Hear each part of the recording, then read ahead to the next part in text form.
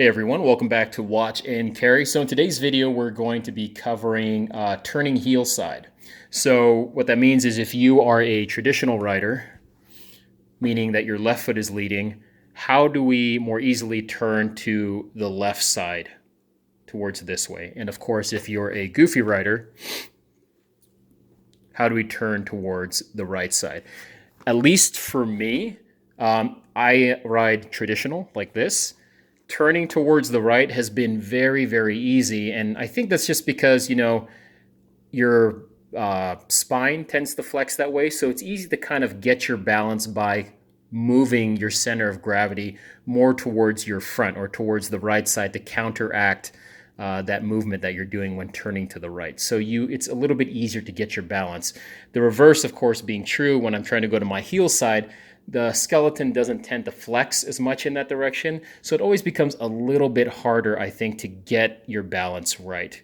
So I just came back from a, 7-mile ride, 8-mile ride. And the first 6 miles were pretty good. I was really trying to practice my heel side and it was just not working out. And then I finally found a park that had a nice banister, like a really, really long banister that ran for about, 20 yards. And so what I did was I put my back facing the banister and I just started making ovals around the banister, right? So that way, and the entire time I was turning heel side. And so why I was doing that was, if I suddenly lost my balance, I could just reach behind and grab the banister and not fall. And so taking that fear out really allowed me to focus on some techniques with my feet or with shifting my weight to get it down. So in the last 2 miles, I think I came up with something that for me at least really, really worked well. So I thought I'd go ahead and share it with you guys in terms of, making heel side turns a little bit easier. So what I found was the way I ride is my left foot, my leading foot. This tape, by the way, is my center of mass. I cover that in a different video, so just ignore that for now. I tend to ride with my left heel on my size 11 shoes hanging a little bit off the back. The position of my shoe is a little bit towards the tire, and it's kind of angled at like a 15-degree angle. 0 degrees, 15-degree angle. So a little bit of an alpine style. In my rear foot,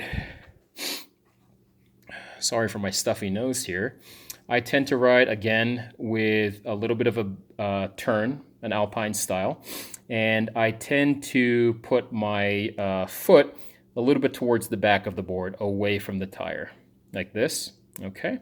And then I tend to ride with a little bit more of my weight towards the balls of my feet on that side. So a little bit more of my weight towards the heel here, a little bit more of my weight towards the balls of my feet here. And the whole idea there is to just kind of balance out the board between those two motions. So when you turn left, of course what you need to be doing, at least in my stance, is you need to be putting more of that weight here in the left heel. When you do that, what's going to happen is that board is going to tip to the left, right? So let's set the camera down here so I can get a little steady.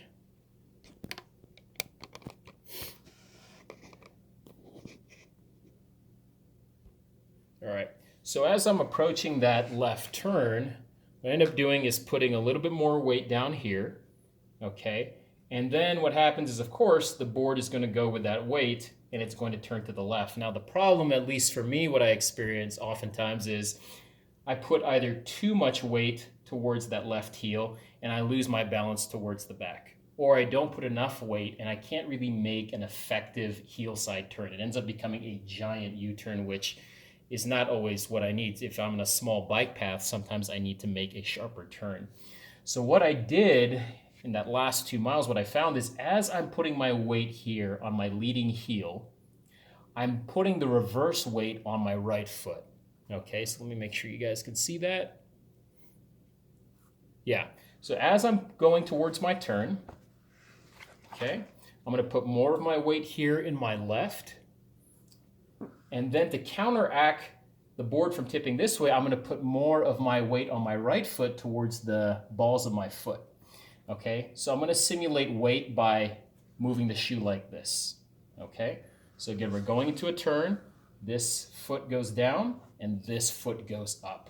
And what I end up finding is that kind of cancels out. Those two different forces kind of cancel out the shifting weight of having to make a heel side turn.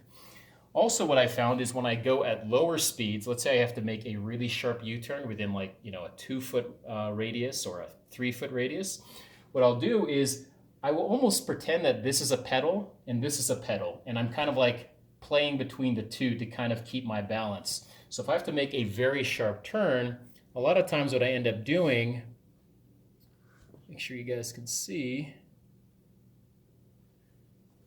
what I end up doing is kind of tapping on my left heel and tapping on my right ball of my foot like this.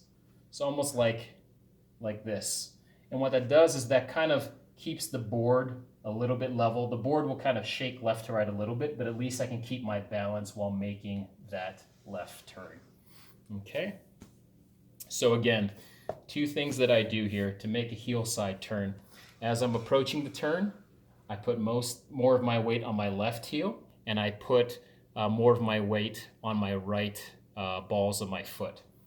Okay, so I'm pushing down here and I'm pushing down here. Hopefully those 2 forces cancel out, and it keeps my balance while still making that left turn.